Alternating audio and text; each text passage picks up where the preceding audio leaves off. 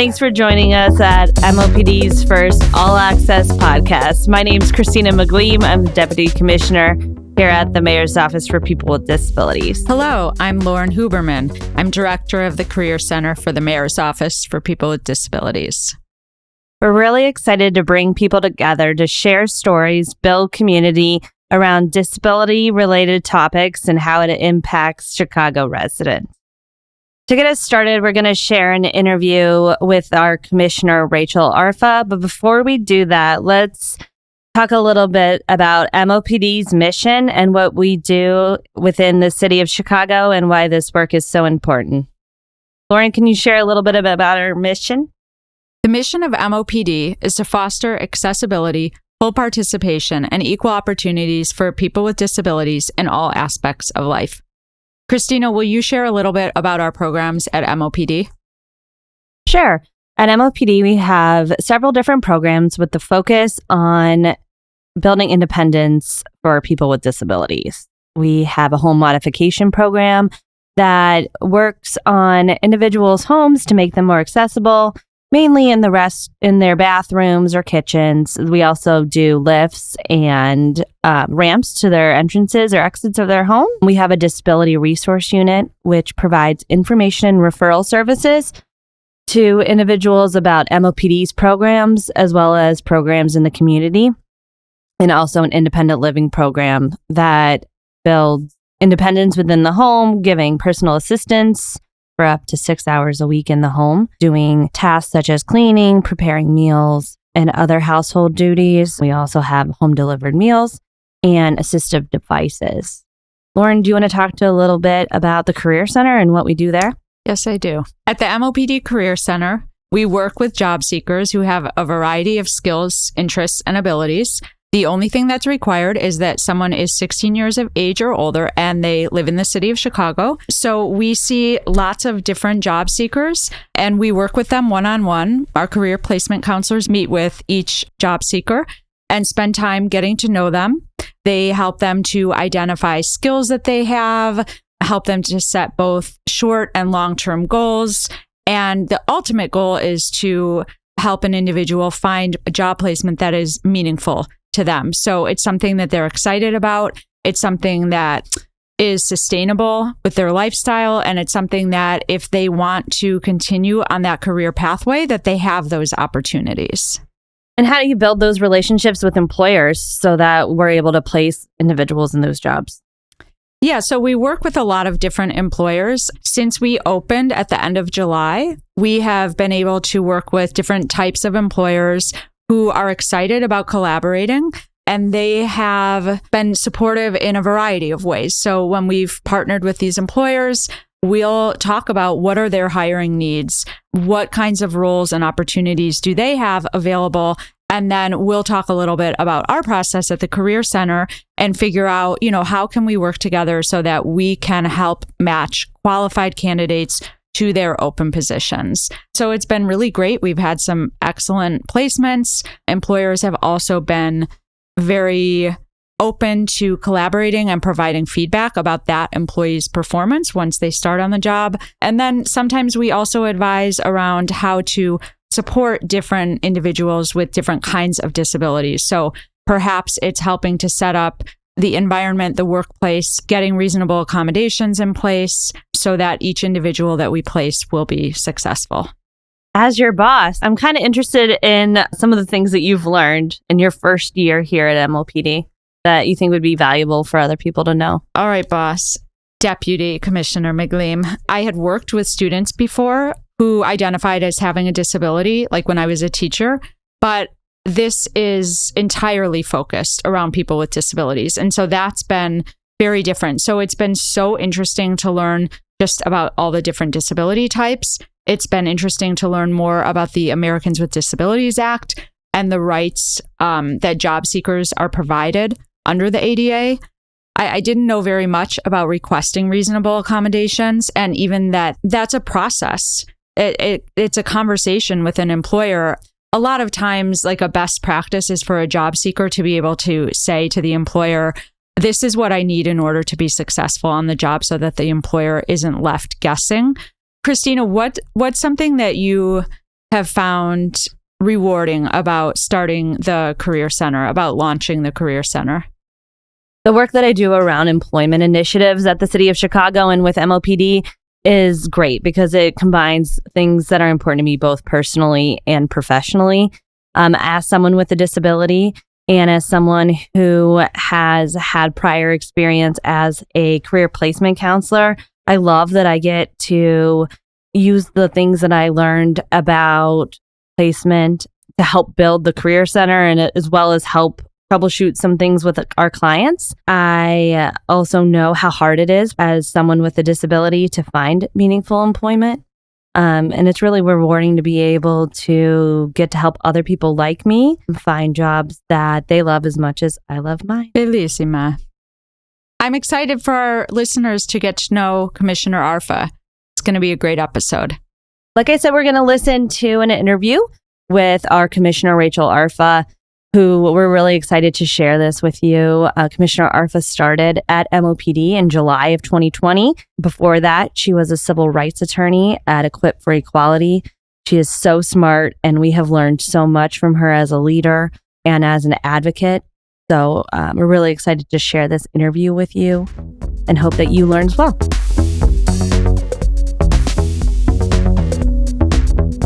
But thank you so much, Christina, for that introduction. Thank you, Duan and Christina, for having me at today's podcast.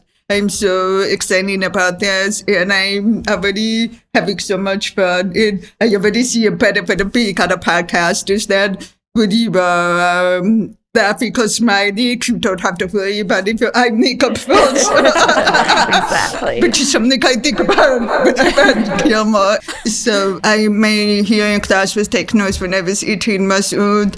And when I think about a podcast, it's not something that is attuned to me as a deaf person. Number one, because it's not accessible by its nature to people who are deaf and hard of hearing. I hear people who listen to podcasts all the time comment on somebody's voice, their tone, and that's not something that I have access to as a deaf person.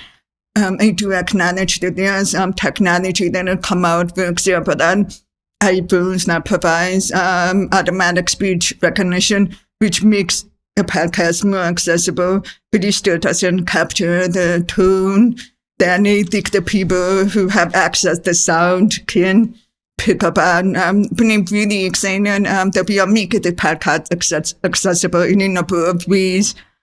When people first meet me, they always ask me, when is your accent? Yeah, so people assume sometimes that I am from another country. If they ask me that, I always say, well, I'm from Chicago. And then the next question is, no, really, where are you from? And, I am a Chicago native. I am born and raised here. I say, what always, even after all these years, catches me off guard. The people say, but no, where are you from?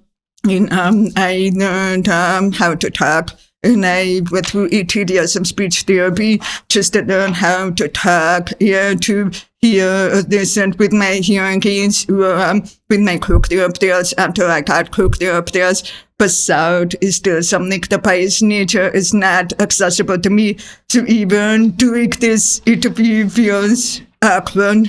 When I came, I relied so much on looking at facial expressions. Following that, Rachel, I've heard you say, whether we're in a meeting, like a team meeting, or at an event, or maybe you're presenting or something, you will tell people, if you don't understand me, please ask me to repeat myself. I recognize that my speech pattern is a little bit different. 18 years of speech therapy taught me how to phrase and say words, but I think that really goes to the standard expectation that we have about how we each talk, and the assumption is that everybody has a typical speech pattern and communicates in the same way.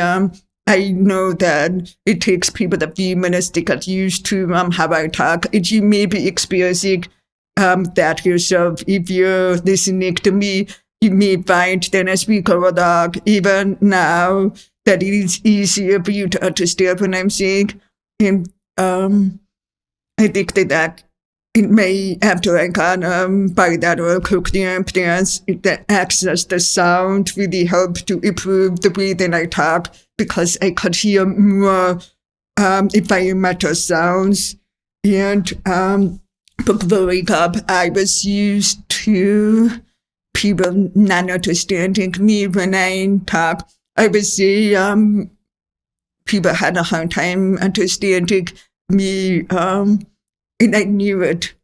When I was in 7th grade in a school here in Chicago, I had a mean girls experience where I was friends with this group of girls. We connected in 6th grade, and then in 7th grade, we went at a class field trip. During that overnight class field trip, my friends stopped talking to me. They never told me why. They just all stopped talking to me.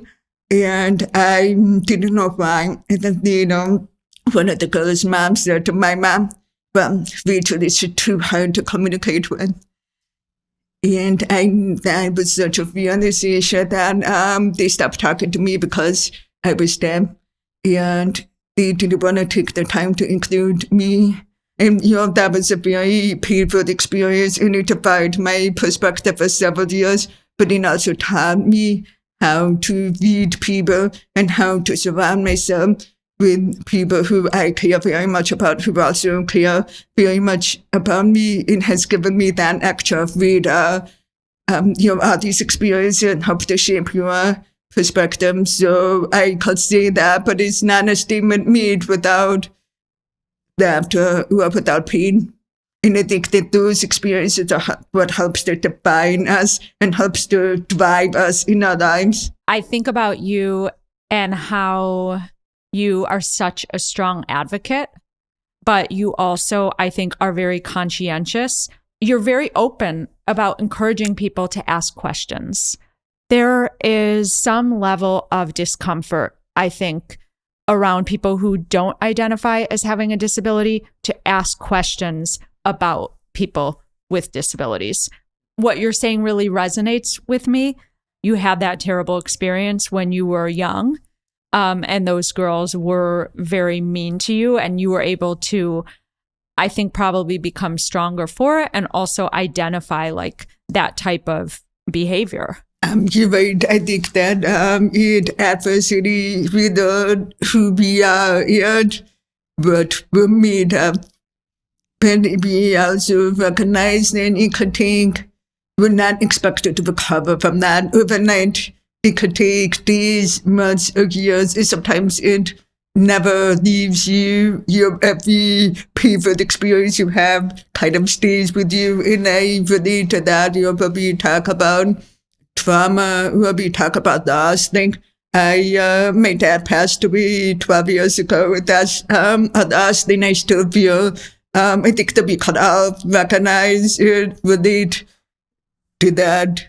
One question that I'm thinking about too is you mentioned your cochlear implants. It can be kind of a divide. Maybe some people might choose to wear them, some people may not. You may wear them in certain situations. Are you comfortable talking a little bit about that? Yeah. Okay. So you asked me about my cochlear implants, but I think I need to sort of talk about my experience with hearing loss. So I was born profoundly deaf. We don't know why. The way that my deafness was diagnosed was I was 18 months old and I was in a babysitter's house. And my friend and I were running down the street and the babysitter said, stop. My friend stopped running and I kept going. And she noticed that that happened a number of times. So she said to my peers, you should take her to another audience and get her hearing checked. And my peers were them. Okay. Sure enough, the audiologist said, yes, your daughter has hearing loss. But I find funny is that if you go back 9 months earlier, my dad took me to the doctor and he said, I think she has hearing loss. And the doctor said, nah, she's fine. But if my hearing loss happened, and my dad's comment happened to take her seriously when I was 9 months old, then that would have been 9 months earlier. an ability to address my hearing loss and give me tools and access to language, and is those experiences are not scientific at all. I'm just an observer, a caring babysitter. But since that time, the state of Illinois passed the newborn screening and hearing act, which now requires all babies' hearing to be tested at birth. But that was not around when I was born, and my hearing loss is the fluctuating hearing loss, which means that sometimes my hearing will be better than others. So it's possible that the day I was born would have been a great hearing day. So my hearing loss was a progressive fluctuating hearing loss, which means that it would go up or down every day. So it was not consistent from every minute to every hour to every day. And then each time it went down, it never came back up. So by the time, so it was more of a mild to moderate hearing loss. But then by the time I hit 3, I had followed a profound hearing loss. So I wore behind the ear hearing aids. From then on, and I remember maybe around before the film grade, I started saying, I don't know if I could hear that one. People go to the audiologist, she would check the hearing aids, and they said, yeah, that's okay, fine, okay. And then in my article, I'm not consistent, but to be honest, I could hear tinnitus. So every time I put out the headphones that they had at the audiologist, I would hear this tinnitus. And when he was sitting at this little booth at the audiologist, they tell you raise your hand every time you hear something. So I thought I heard something. Other times, so I would just raise my hand. Other times, so that technique, that test was not an accurate way to measure what I was actually hearing. But then one day in fifth grade, I was sitting in my classroom with everybody, and all of a sudden people left the classroom, and it was the normal time to leave. So I got up and I found out everyone said, why is everybody leaving the classroom? It was because there was a fire drill, and I was no longer able to hear the fire drill. And that's when I realized I had lost even more hearing. I had lost all of my hearing, so there was nothing for my hearing aids to even amplify. And then, so I just sort of wore hearing aids on and off, but they didn't have that much benefit. But I didn't realize the extent of that. And then I remember a turning point for me was when I was 15. I wanted to try the new hearing aids, which were digital hearing aids. So I tried them. And for half an hour, I could hear again. And then after that half an hour, they stopped hearing. And that doctor came into the room, and he was the first doctor that ever came and sat basic me instead of talking to my parents, which was another important lesson, that I was the one who was in charge of my own health care. And he based me, and he made sure that I had a way to understand him. And he said, Rachel, could you survive in a world without sound? And I just burst into tears. My life at that point, my family's hearing. I went to a school with all hearing people. I had deaf ones. I always knew and had friends who were just like me with hearing loss. But that was a moment where I really thought about how much I need to be able to hear. And that is a part of me. That is a part of my identity. Being able to navigate the world that I live in. So from then I started thinking about a cochlear implant. And when I was 15 years old, I decided to get a cochlear implant. And it was a 2-day hospital stay. And then 5 weeks later, I was activated for a cochlear implant. And it just opened up a whole other world, because for the first time in many years, I was able to hear environmental sound. I could hear the sound of a car door closing. I could hear the sound of my own voice. It was like there was a microphone, and I kind of had to get used to there being a microphone, just like what I'm speaking to, because I had not been able to hear my own voice. It's so dark, and I had to train myself on how to hear again. In the 15 years later, I decided to get a second cochlear implant. And this is at a year that I had heard nothing out of for 20 years. So there's no, I don't have anything to lose. A lot of types of people got hooked up there. They think about how much hearing they have to lose. I had absolutely nothing to lose. My hearing loss was not even able to be mapped at an article because there was nothing to measure. So in the technology had advanced by that point. So I actually could hear even better out of the new cochlear implant, even though that ear has been stacked up for 20 years. That is giving me a really great depth sound. But I had to spend a lot of time to learn how to train myself on how to listen. You mentioned how your hearing loss is a part of your identity. And I know that's something that is really powerful within the deaf community. Can you talk to us about that?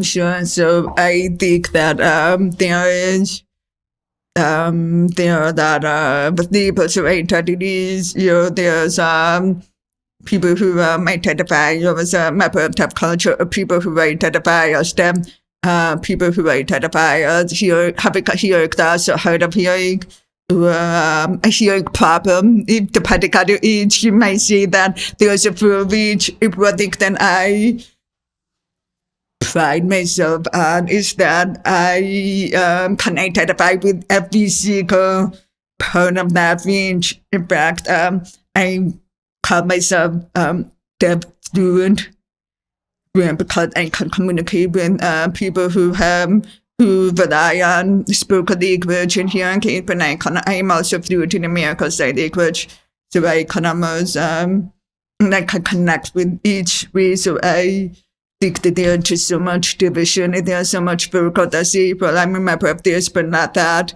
When we all share the same experience, if you bring together people with different deaf identities in one room, you could find so much more commonality. And I think that that's just such an opportunity to build more of that shared common identity, shared experience.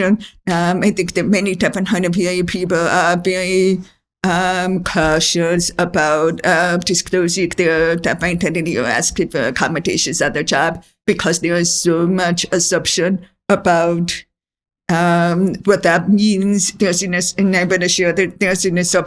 that people are expensive. Yeah, like for example, the assumption that then about that person uses the same language interpreter, the assumption is that person needs an interpreter 24/7. And when that's actually not the case, in my last job, I had 1 or 2 minutes a week. So I needed a sign language interpreter to caption it for them. But otherwise, I didn't need an interpreter. And my job as commissioner for the mayor's office for people with disabilities, I have more than 2 minutes a week, more than 2 minutes a day. So that upset it a bit different. I think there's a lot of different tools. Teams assume coming up with more captioning. Sometimes you may need to bring a real-time captioner depending on the meaning. But I think that first of all, these assumptions that people with disabilities experience is inaccurate, because then just is no different than not taking the time to ask me to repeat myself because then you're not even getting beyond the surface. Can you talk to us about why you thought it was so important to have an ASL interpreter on staff? We have a great ASL interpreter with us at our Career Center, Esteban, who's there every day and does a great job to not only support deaf clients, but also advocate for individuals who are deaf or hard of hearing as we build out different programs or services within the Career Center. So we just want to hear a little bit about, why that was so important to have someone on staff full time, as well as the other accessibility that you've implemented within the Career Center. So I just wanted to share about my experience and learning how to advocate for myself and my awareness of how disabilities viewed really led me to become an advocate. And so I went to law school, and I worked in legal aid representing low-income clients who needed legal assistance, and I came to notice that many of my clients were people with disabilities, and that there should be more done to make sure that the legal system is accommodating of any disability access in need. And then job and equal pay equality opened up at Chicago. And I grabbed this opportunity to become a disability civil rights attorney, where I worked for over a decade, learning from some of the best lawyers and some of the best humans that I know. And in that work, I represented many people with disabilities in the area of employment discrimination, specifically around getting reasonable accommodation, to break the job, any disciplinary hearings, so all the way from the hiring process through termination. And I saw firsthand the different barriers that people with disability needs experience. And it was my job to advocate for that action. So I, as a deaf attorney, confronted those attitudes and helped to create more access on behalf of my clients. And that work is endless. There's still so much need. If one of the things that I really saw was how hard it is for people with disabilities to get jobs, and the data supports that. Even though the Americans with Disabilities Act will turn 33 in this year, 2023, if disability employment is still one of the areas that has yet to make significant gains. And I am so committed to increasing that number to create more opportunities for people with disabilities, not just fast forward to after July 2020, after I became Commissioner of the Mayor's Office for People with Disabilities, I started to notice a few things. First, in the pandemic, the job market blew wide open. There were more jobs available, that there were people to take those jobs. So employers were looking for new strategies. I also noticed that I was starting to get phone calls from employers saying, we would love to hire people with disabilities. We don't know where to go. So me and Neighbor and I worked together to get funding for the MOPD Career Center. We were approved for $1.2 million from City Council to launch a career center at the Mayor's Office for People with Disabilities. So I'm just really proud of this, that we have built this center. And one thing that was just so important was that we integrated accessibility into the very design of the career center. And how do we do that? We do that in a number of ways. First, we have assistive technology available through computer station that have adapter keyboard and assistive technology built into the computer station, because we recognize the digital divide, that many people with disabilities may not have access to computers, and even computers with assistive technology. That the other thing that we did that I think was unique one will be deciding what kind of staff we needed to build out the career center. We put at that point where we were designing things a position for an American Sign Language interpreter. And the reason why that is so important is a lot of time for someone who's deaf and relies on American Sign Language comes to ask for services to either told, but we cover those. But many people may not have the written English literacy, but also if you think about it, every time we write notes, you kind of abbreviate what you're saying, so you actually reduce the further message and information. So it just causes harm in so many different ways. Through your stories, you told us so many reasons why people with disabilities are, strong, and why you have fought through so many different, barriers to get where you are today. Can you share with us why employers who may be listening to this may want to contact our Career Center and hire people with disabilities? What kind of assets do people with disabilities bring to different organizations? Absolutely. So I am to say that people with disabilities are some of the best problem solvers around. We have to navigate different accessibility barriers every single day, and we have to do it in a diplomatic way sometimes. As much as you better make a big fuss about it, we have to learn how to build relationships and educate and problem solve. If we do it every day, so when you're at the job and you're faced with a challenging situation, people with disabilities have so many those skills already be from our life experience. And I would love to hear from both of you too, why should we hire people with disabilities?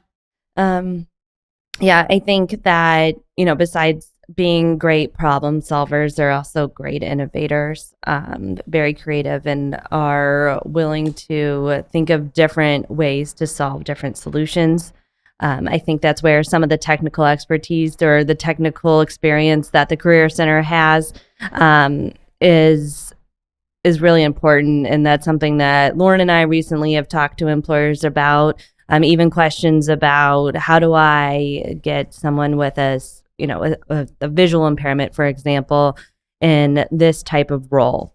And I think that's one of the really challenging and exciting experiences of the Career Center. And what we get to do is we get to go in and help these companies troubleshoot these situations and actually just realize that it's not even troubleshooting, that it's really just people doing things maybe in a different way than they would have expected, but with the same result or a better result. You're so right, because once you do that you create new approaches and new ways of doing that. And I know you have to make the case every day to why was another reason why we should hire people with disabilities. Yeah, absolutely. And I think about some of our individual job seekers. And most recently, we talked with one employer who hired 2 of our job seekers at the Career Center, and they raved about each one of them. And they gave very specific examples about how each one has been a really great fit for the company and what they've contributed. And also this particular manager at this company talked about how she has learned more from these 2 individuals than she feels like they have learned from her. And I think both Christina and I thought that was really powerful, and speaks to the contribution that each individual makes at that company. So I hold that up as one example. I mean, if I think about, our Career Center as a whole, I think that the job seekers who come to us are enthusiastic. They're thoughtful. They are really hardworking and diligent. They bring a lot of different skills and abilities and insights. I also think it's really important to have representation. I think, too, another thing that I take for granted, that I can only hope for other individuals with disabilities, is that, and we've talked about this before, Commissioner, but being able to bring your whole self to work. Your personal life, your personal experiences, not your personal life, but your personal experiences as someone with a disability, and how that's an asset. That is an asset here at MOPD as we build out different programs. But I think what's important for employers who are not working in the disability space is to realize that that's an asset, in their space as well, that those problem solving skills, that diverse experience is something that will add to their value and their company as well. You're so right. I think it's so important to feel that you can bring a whole self to work, regardless of what your identity is. We use that very spirit of that in employee resource group for people with disabilities, which is the first employee resource group that we have at the City of Chicago. I'm also really proud to be the executive sponsor of that, and I am a champion of that effort. I think one question that we do need to ask, though, is who would you like to interview on this podcast, or who do you want Lauren and I to have on this podcast? Because we have a wish list, and I want to hear yours. One person that comes to mind is Michelle Obama. So Michelle Obama writes about in her book that she was a student of New York High School right here in Chicago. She took notes for a deaf student in her classes. And I would to ask her how that informed her perspective for the rest of her life. I think that Tammy Tuckworth will be a phenomenal cast. Tuckworth is a personal hero, a role model of mine. When I started this job, I looked around for leaders with disabilities, and in municipal government, state level, federal level, and we're just so lucky to live in a state where we are represented by a powerful woman with a disability. Tammy Tuckworth. Yeah, she's been a champion for disability advocacy in accents. Thanks for listening. Be sure to follow us on social media at MOPD Chicago. I'm your co-host, Christina McLean. I'm your co-host, Lauren Huberman. Special thanks to our editing and recording engineer, Rob Litwin, our executive producer, Commissioner Rachel Arfa, and thank you to the staff at the Harold Washington Library.